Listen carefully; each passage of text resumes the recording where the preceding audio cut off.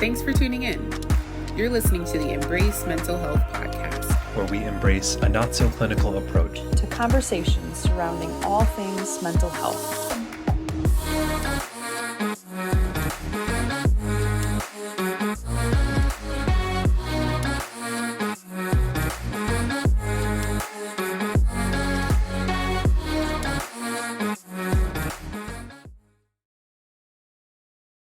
Hello, and welcome to the Embrace Mental Health podcast. I'm your host, Kelsey, and I've got my co-host, Autumn, with me. Hello, Autumn. How's it going? Hi, everyone. Doing pretty good today.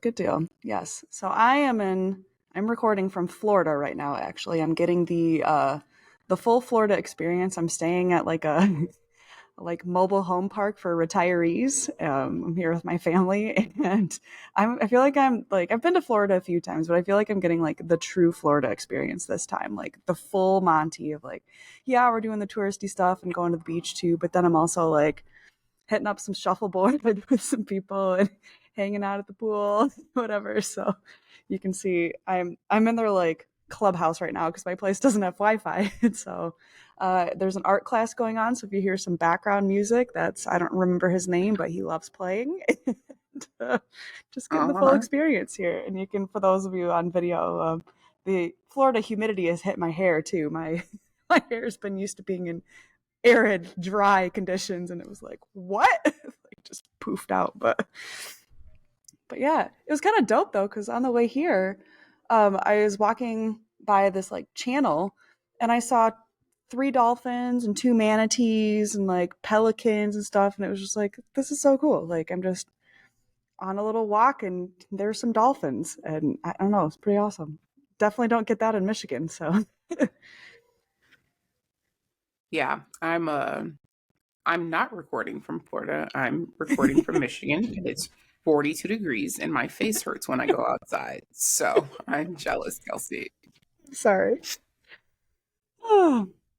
So on that note, to kind of mix our topic. So our topic for today is how to overcome a bad therapy experience. I think a lot of people will kind of maybe try therapy once and they don't have a good experience, so then they kind of write it off totally. So we're talking about, what are some things to look out for, but then also how to kind of work towards getting on the other side of that. And spoiler alert, how to try to go to therapy again, because Autumn and I are so pro therapy.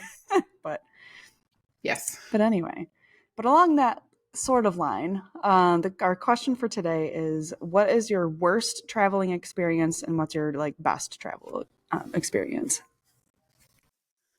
So my worst travel experience was we took a family vacation to Florida, actually. And my family isn't like super big on family vacation. So it was like one of the first ones we had ever done. And it was maybe like 6 or 7 years ago. Anyways, we were all driving. And at one point, my brother and his then girlfriend, now wife, they got in a humongous argument. And they were in the like very back seat, right? And I mean, when I say very back seat, we're talking about it's a vehicle. No matter how big it is, it's still small, right? Everyone's still super close. And when I say argument, I mean like screaming at the top of their freaking lungs. Oh my I'm word. in the middle row with just me, and then there's my mom and my stepdad in the front seats, and they're like, my stepdad's not really doing, he's just driving, but my mom is also yelling, trying to get them to calm down. And if you've ever met me, you know that I get overstimulated like crazy easily. I do not like yelling. Yelling is something I don't like. I am sensitive. And so we are on the highway, like pretty much in Florida at this point, and I have a panic attack. Oh, Lord. And it was a miserable experience. And since then, I vowed to never go on road trips with my family. I fly. I will fly to the same location that you guys are driving 16 hours to, because there is definitely, my family is a very animated, loud family, and I'm not that kind of person. So yeah, that was absolutely horrible. That's fair. Yeah, yeah, yeah, man. That's the fun part of fun being, a sarcastic term of fun of Right. like you really learn about people and how much tolerance you have for people when you're stuck in a car with them for multiple hours. Generally at least a traffic jam or two up in there too. Like if you can Amen. agree on even similar music, like anything. Like it's you have to have the exact right people to be able to have like a genuinely enjoyable time for a road trip with. Yes. Yep. Yep. Oh man. So I think mine at the end of my senior year. So for college, our my college required us to go on a cross cultural trip as like part of our requirements for graduating, which was I think is really cool. I wish all colleges did that. But um, so my trip was to Guatemala, and we were supposed to leave. I mean, we did leave on New Year's Eve, I think it was, but the day before, so like maybe 24 hours before our flight took off, I got like the worst stomach flu of my life. Like, just, I passed out even. Like, I was quite dehydrated, like, really, really bad.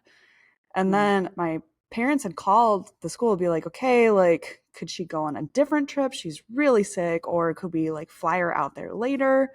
And figured out it was going to cost like $3,000 to adjust the trip at all. So my parents are like, best of luck, hope it goes okay. And so I'm like barely like upright at this point and getting on this plane and trying not to barf like the whole time. And then we got our flight was delayed on taking off because there was somebody else who was on the plane who I think was actually drunk. They kept throwing up, but anyway. So we got to our like layover flight late. And so we're in the middle of the Atlanta airport and we had to sprint from one side to the other. So I'm like sprinting like less than 12 hours after passing out from like having the flu, trying to drag my luggage, hoping I don't get left in Atlanta, like whatever, on the way to Guatemala.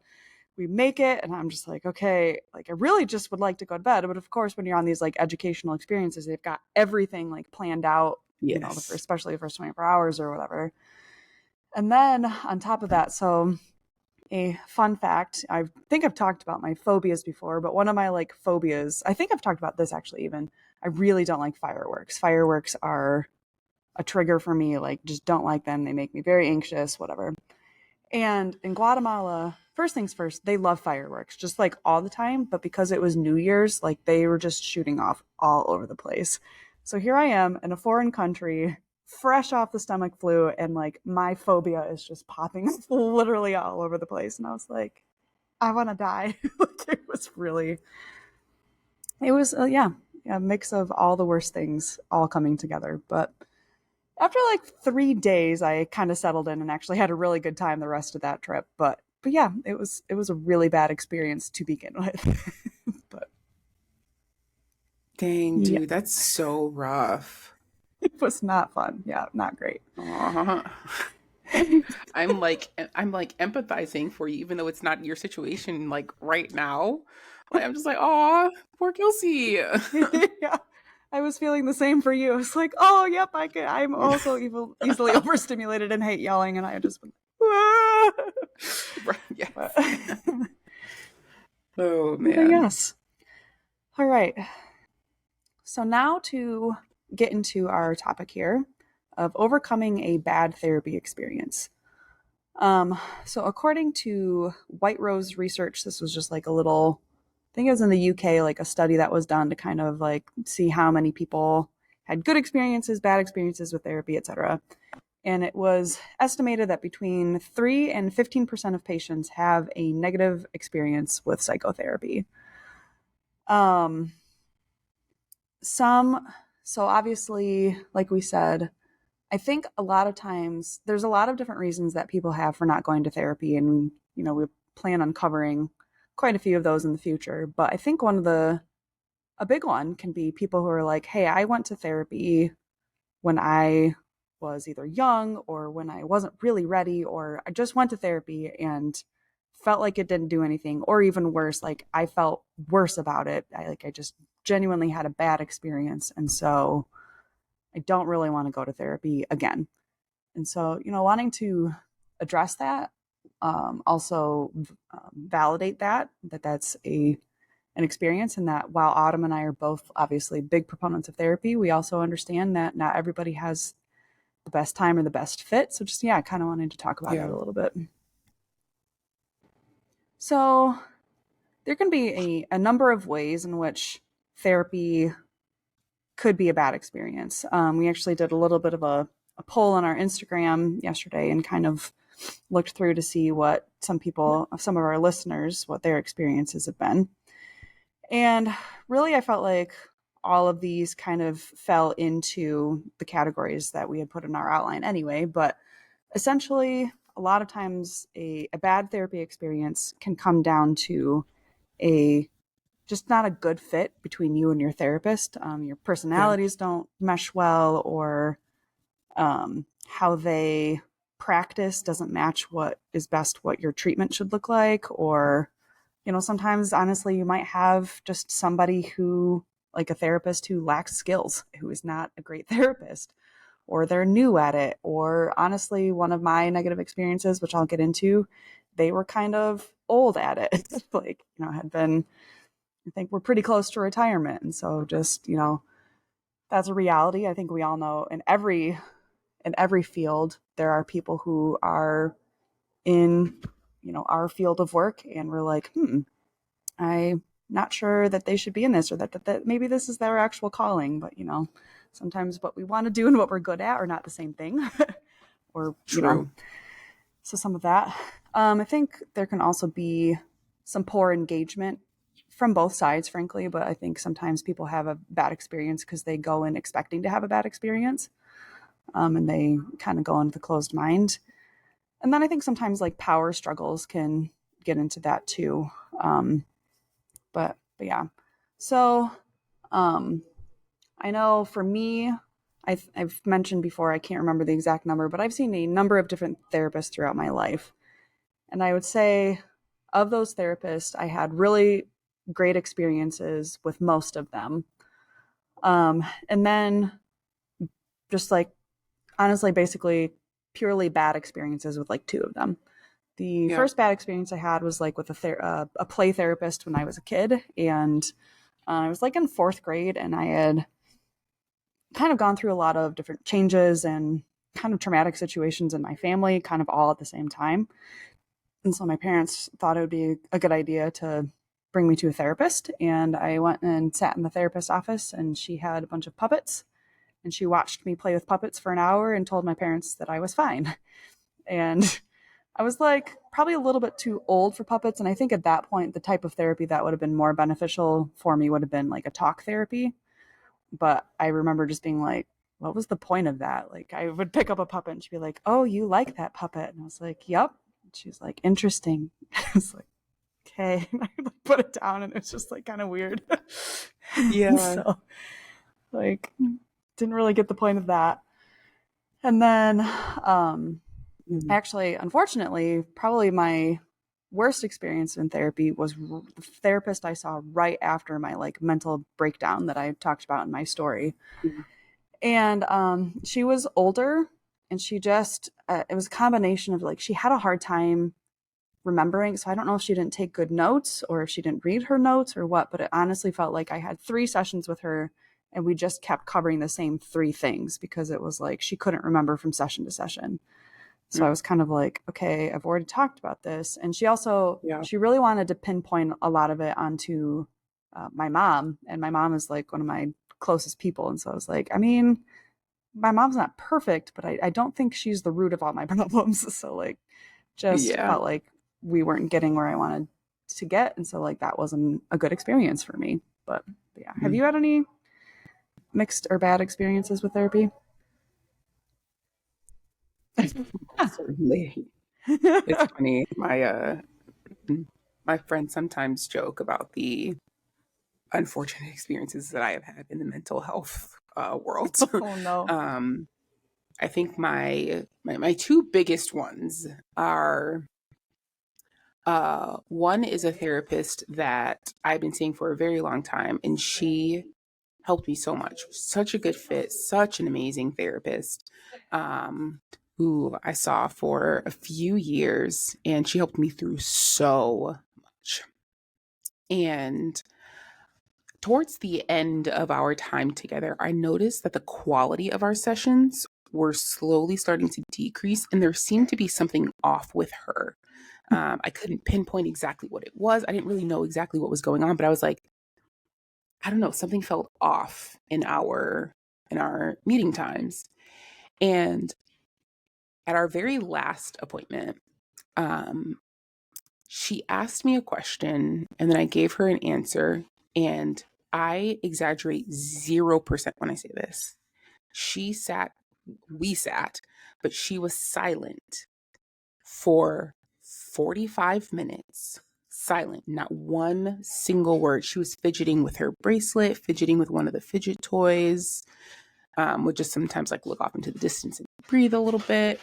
And the way that our relationship had always worked was I work well with questions. And so she would always ask me questions and I would like answer from that. And so we're both silent for 45 minutes. And you know how like you get to a certain point in the time where like it feels uncomfortable to say something? Like it had Uh-huh. been so long, I was like, am I allowed to break the silence? Like maybe she's deeply thinking. I don't know what's going on. Um, and so I, after 45 minutes, this is like, 50 minutes into the session, so it's almost over. I was like, um, yeah, if today's like not a good day for you to like having session, like we don't have to continue. We can, reschedule. Um, and she looks at me like a little confused, like not really knowing what I'm talking about.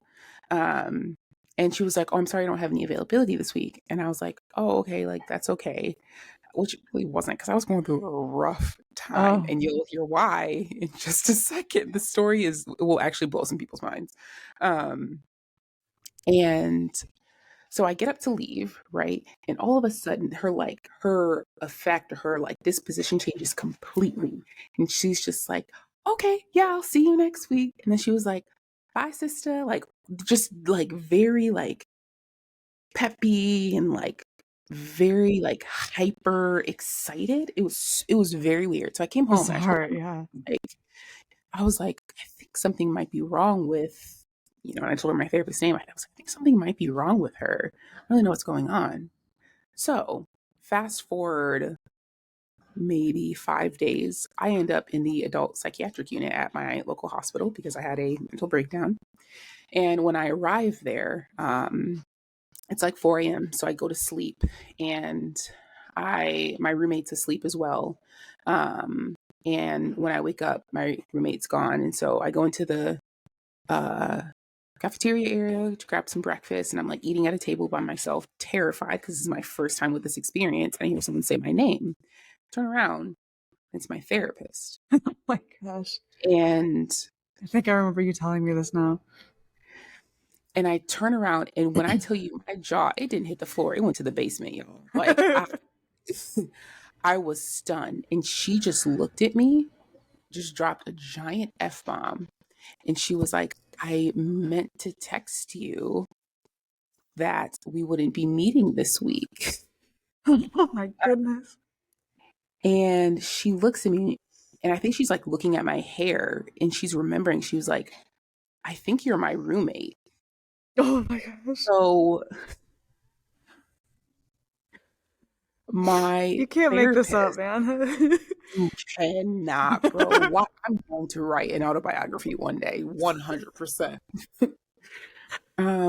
Yeah, my therapist was my roommate at the psychiatric hospital. Um, and obviously, like, literally no shame on her. Like, we are all humans. Right. But I stopped seeing her after that specifically because I could tell like the quality of our appointments was decreasing, but Yeah. she didn't say anything. And I had expressed I was not in a good place mentally, as we could tell, 5 days Right. later.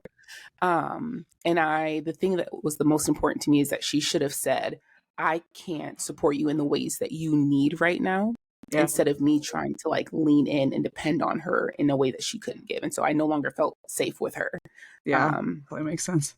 Yeah. So yeah, That's we'll wild. stick with that experience for right now. I've got a Okay. pocket full, y'all. It's kind of fascinating, but yeah, that Oh one wasn't man, the greatest. that's wild. That's wild. But so yeah, if Autumn after that experience can still be pro therapy, you can understand that good therapy is so crucial and important and wonderful because Yes, and that's it's wild. worth it. It's worth Yep. fighting for it. Yep. Yep. Oh man. Okay. So to kind of give some people just some ideas of some ways that they might want to kind of process or work through a negative therapy experience, whether that's like one bad session or one bad therapist, whatever that looks like. Yeah. Um, yeah, just kind of some steps or some things that can help you kind of process it in a positive way so that you can try again in the future. Um, so the first thing that I would say about dealing with a bad experience is allow your feelings about it and don't gaslight yourself.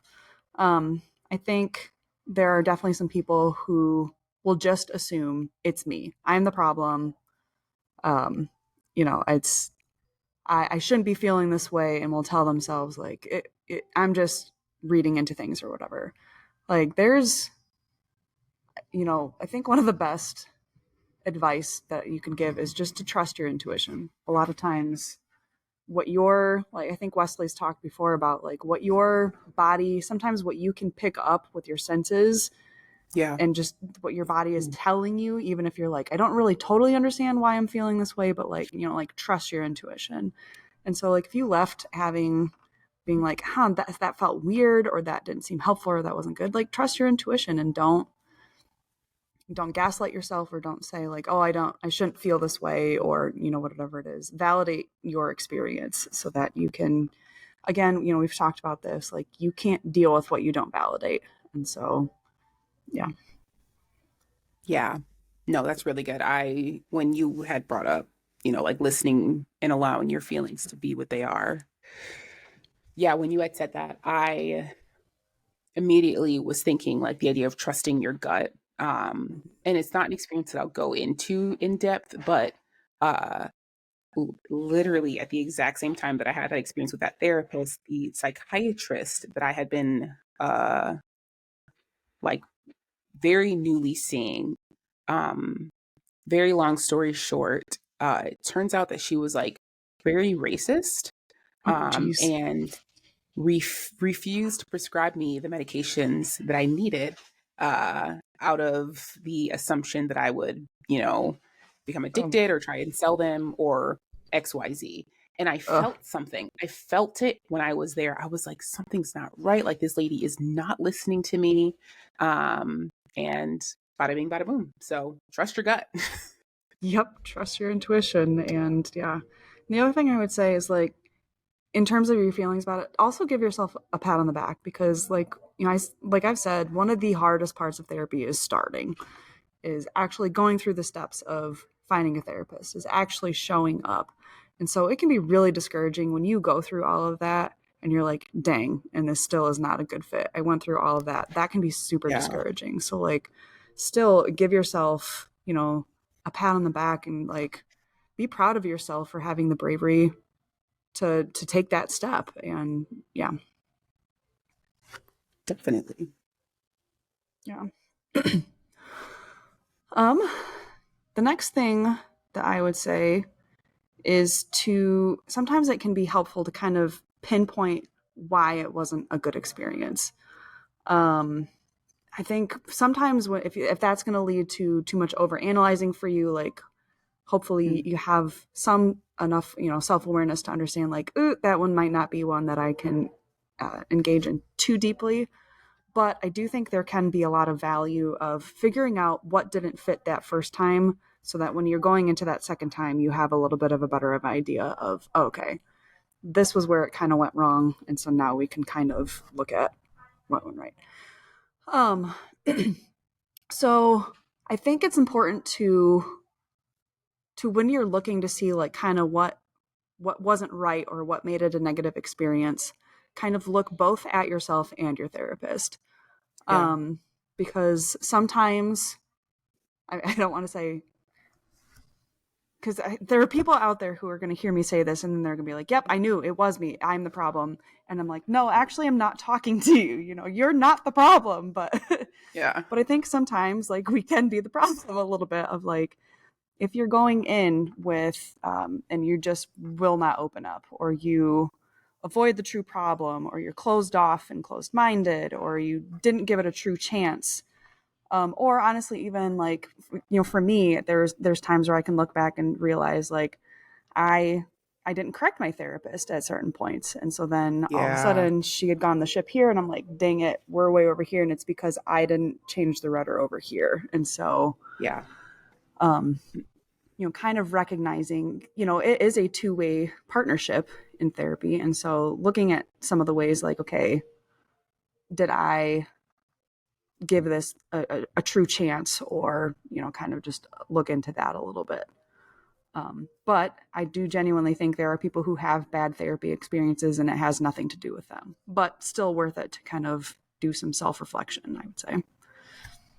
Yeah, absolutely. I think especially, I think that's good for anyone, and especially for people that are trying out therapy for the first time and they Mm-hmm. have a bad experience. I think reflecting and asking yourself the question of what ideas or preconceived notions did I go into this with, whether it was expectations that weren't met or things that I projected on to what I think therapy is. So it automatically made it like that. You know, it felt awkward. I felt judged.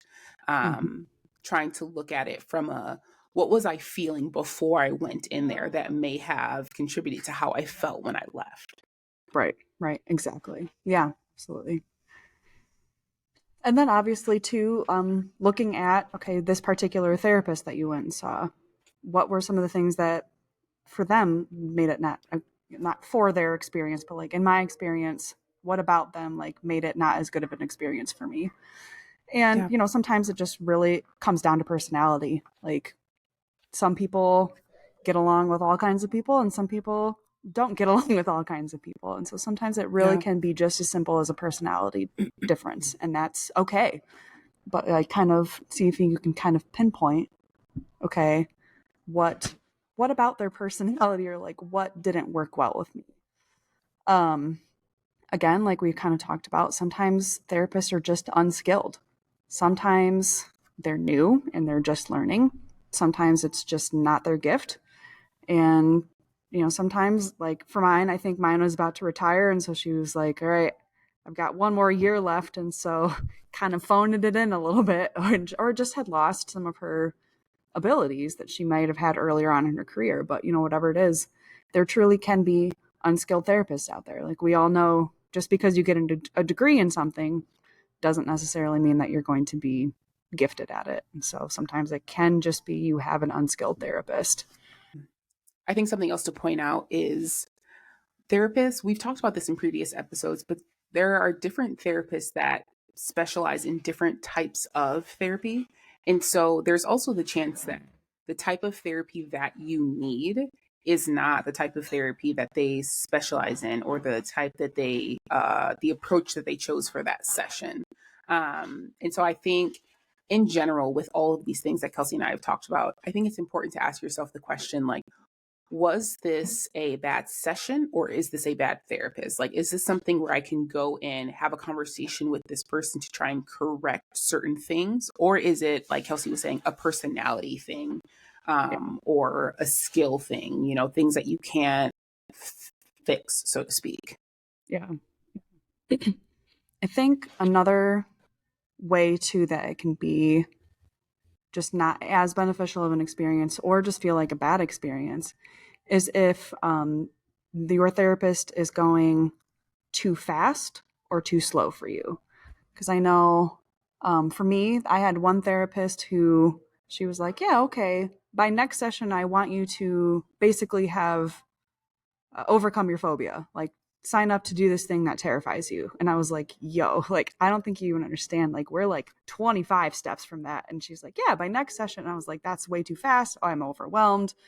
And because of like my people pleasing tendency, I was like, I felt so trapped because I was like, I don't really want to tell her that I'm not there yet because she likes me and I don't want her to dislike me or like be unproud of me or something for not being able to move that fast. But then I think it can go the other Absolutely. way too. And there was a number of people who responded on our Instagram story that talked about how they just felt like they weren't really making any progress or were kind of stuck because their therapist was kind of moving too slow. And so sometimes that pace can be part of the issue too. And again, like if this is like okay, just have one conversation with my therapist and then we can get back on track here, or if this is a personality issue and this therapist is just not going to align with my goals, and that's okay. Frustrating, discouraging, but okay, So I think that pace can be a significant factor. Yes, I completely agree. And I don't think I have anything to add to it. Okay, no problem. Yeah. And then the final thing that I do want to give credence to is that, in worst case scenarios, you had a therapist who was abusive or just straight up unethical. And as much as we want to pretend like that doesn't happen, it does unfortunately happen. And so, like, if that did happen to you, like, I am so sorry. That is, I mean, I would say it's similar to, like, we talked about church hurt before, like a place where you're supposed to go to feel safe and it Yeah. wasn't safe. Like, that's really crappy. And so, definitely validating that and wanting to give some light to that. And I would definitely say, like, if you had that kind of experience, like, absolutely report that. So all of the, at least at this point, I think, like, all therapists and psychologists, etc., it's a licensed field. And so you can report, like, basically to your state, like the state licensing or wherever they get their licensing from, like, hey, this person did this and it was unethical, because there is a code of ethics that all of these practices are under as well. And Yeah. absolutely they need to be held to that, because of how sensitive this field is. Like, bad therapists, not just like unskilled, but like bad people in therapy positions need to be reported. And then also, reporting it to their organization as well. Just Mm. and it's easy to say, obviously, when you're on the outside, to say, hey, report this abusive thing. And I know how difficult that is when you're in that position. But, just some of the importance of doing what we can to get bad eggs out of the carton, So, yeah. Yeah. And I think also just acknowledging like how difficult, I want to acknowledge and validate how difficult something like that could be, because the space where you would go to process trauma is where you're traumatized. Yes. Um, and so, yeah, I don't necessarily know if I have a solution for that, but I do, like, if anyone's in that situation and they feel that tension, that makes a lot of sense. That's Yeah. real. And I think giving yourself the space and the time to maybe even process on your own, processing with friends or family members, people that you know are safe, before you take another step into trying out therapy again. That way you can go in with, you know, as much of a open perspective as possible. Yeah. Yeah. Yeah, absolutely. Definitely. Yeah. I would say find someone who you feel safe with and talk to them, because, yeah, Yeah. that's so hard when, the place that I would normally tell people to go to process their trauma was the place where they got their trauma. That Right. sucks. Yep. So, yeah. Um, so aside from that last point, that one is purely your therapist problem. If you are abused or taken advantage of in any way by your therapist, that is absolutely 100% not your fault. But for other negative experiences, like either some of the personality things or whatever, reality is probably there's going to be a little bit of both. Like, where your therapist may not have been the right fit for you, and there's probably also some things that you can try to change personally so that the next time there's a better chance of there being success. But yeah, I think another kind of aspect or way of thinking about this is like looking back at the negative experience and kind of trying to pinpoint like what need wasn't met here. Did I not feel safe? Did I not feel heard? Um, you know, a number of different needs that could be unmet during a therapy session. And so that can be helpful way of thinking of like, okay, why didn't this work and what can I look for differently in the future that would be better at meeting those needs, you know? Yeah, I was going to say, I think you worded that really well. The idea of, okay, what need wasn't met, and then taking it a step further of, okay, why wasn't this met, or why do I feel like this wasn't met? Because then you can come to, and when you ask that question, asking it honestly, not Mm-hmm. from a place of, trying not to ask from a place of, why didn't my therapist make me feel seen? But rather, Yeah. why didn't I feel seen in this? Because the answer could be your therapist was, more focused on their own agenda than yours. Or it could also be that you didn't communicate what you actually wanted to say. And so they weren't able to see that part of you, or you were closed off. And so you can't be Yeah. seen when you shut down. So, yeah, I think asking the what and then the why to kind of help, parse things out a little bit more. Yeah. Yeah. Absolutely. Yeah. I think so. The next thing, in terms of kind of as you're making that process through a negative experience. So we've kind of looked at validating your feelings, and now we've looked at kind of trying to understand a little bit of why it wasn't a good fit or why it was a negative experience. And then to kind of as you're taking those next steps towards, perhaps trying therapy again. The first thing is I would say to try and set reasonable expectations. I think a lot of times a lot of times people go in with either super high expectations of therapy or super low expectations of therapy. And either of one of Yeah. those can be a recipe for disaster. Because if you set really, really high expectations where you're like, therapy is going to cure me and just talking to this person and then I'm never going to feel upset again, like perfect. And then you're like, dang it, I'm 2 sessions in and I still feel upset. Like this isn't working. Like that's, it's too high of expectations, but also at the same time, low expectations of therapy is dumb and it's never going to work. Well, that's going to be a self-fulfilling prophecy of, you went in with a really closed mind and didn't open up and now it's your therapist's fault, like, no. I think it's good to have reasonable expectations of this should be helpful, but therapy is not a cure, it is a treatment. And so going in with that perspective of this is a legitimate treatment where 75% of people experience benefit from it. But again, it is not a cure. It's not going to just magically take everything away. And so perhaps that was part of the problem going into the first time is you had either too high or too low of expectations. So, the next time going in, setting some more reasonable expectations of what to expect.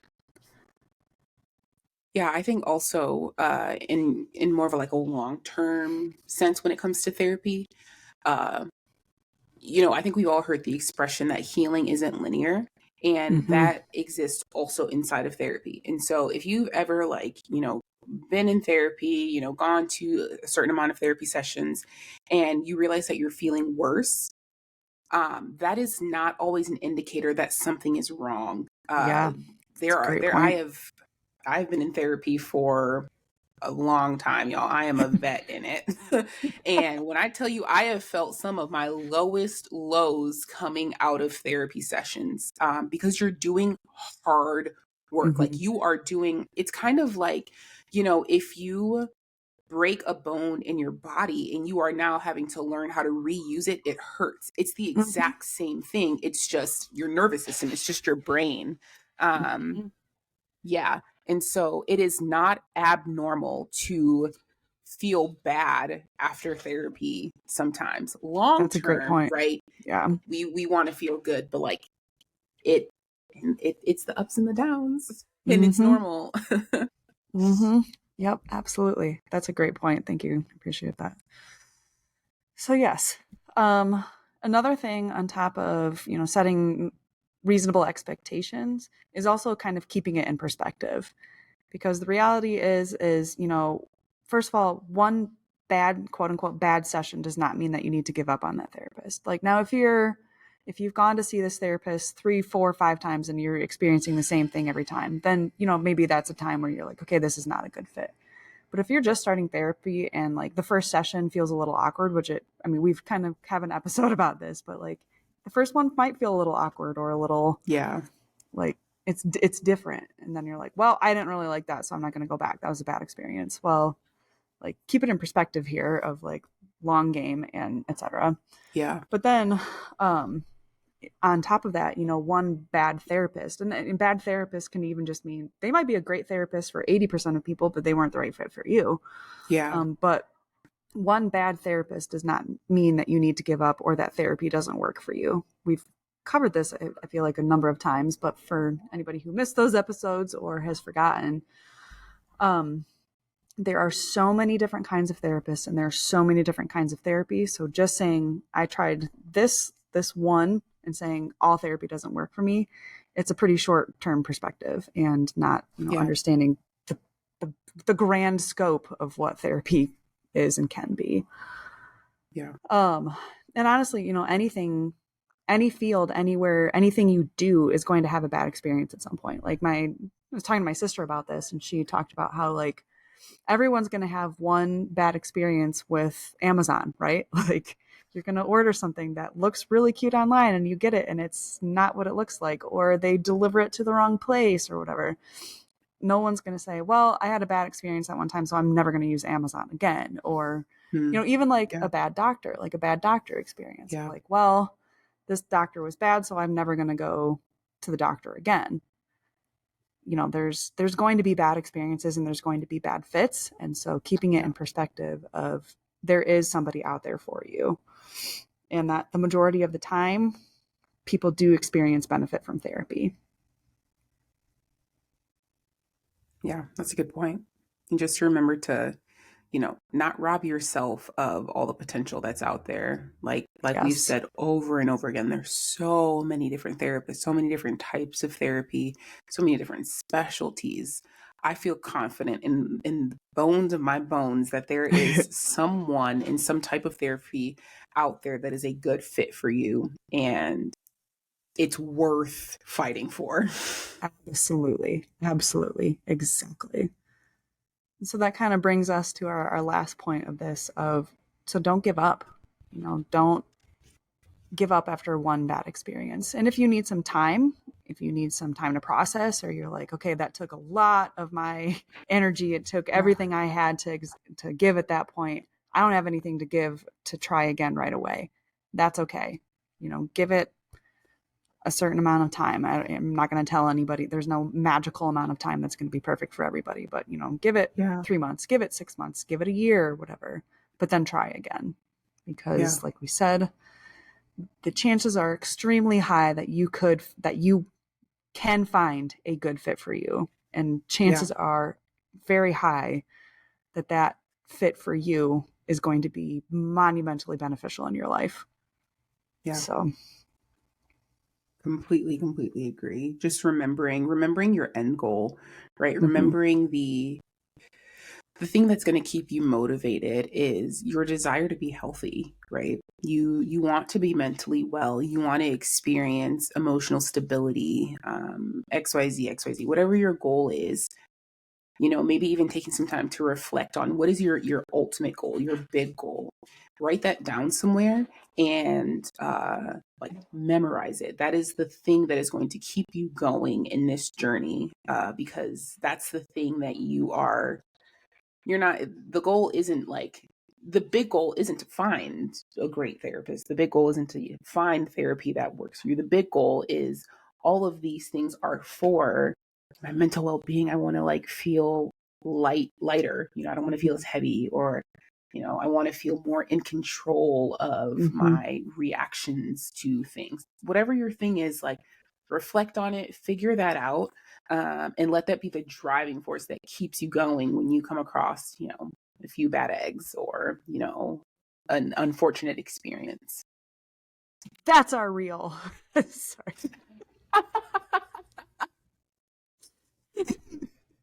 So That was good. fantastic, Yes. Kelsey. So good. Yeah. Oh my gosh, she beat me to it, ladies and gentlemen. Oh Oh my man. word. But yes, I don't really have anything to add. I think that's a perfect way of summarizing this. That we talked about some ways that you can learn from your bad experience so that you can set yourself up for a higher chance of success the next time. And so Yeah. honestly, bad therapy experiences, they're not going to be unvaluable. They can Yeah. be very valuable because it shows you, okay, what needs to change or what needs to be different to help me get to that overarching goal. And so, take what you can glean from it. I mean, every bad experience, no matter if it's in mental health, any kind of bad experience is something that can teach you going forward. And so, take that value with you and then bring it with you as you keep heading in this journey in the right direction. But yeah. Absolutely. Okay. So that brings us to our reflection question. And so our reflection question for this week, whether you are in therapy right now, whether you have been and had a bad experience, or whether you've never been in therapy, just take some time this week to kind of think through what would like the ideal best therapeutic experience look like for me. Hmm. What would I be feeling? What would I be doing? What does my role look like in that? What does a therapist look like in this role? And just kind of getting an idea of like what what would make a good fit for you, because I think that can also be a reflection kind of exercise that can give you a better idea of, if you're in therapy, like talk to your therapist about maybe switching things up so you can start optimizing it a little bit more. Or if you're considering seeing a therapist, kind of giving you an idea of what you're looking for. But yeah, just I think that's a good reflection. I think it's one that I need to do too. I've been with the same therapist for a number of years, and I'm like, it might be time to switch things up a little bit, or take a different approach. So yeah, Yeah.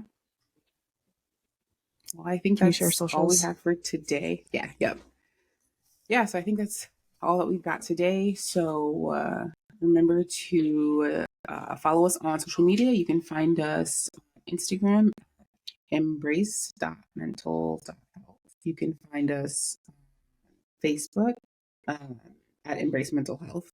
And you can also find us on YouTube at Embrace Mental Health NSC. And last but not least, you can always send us an email at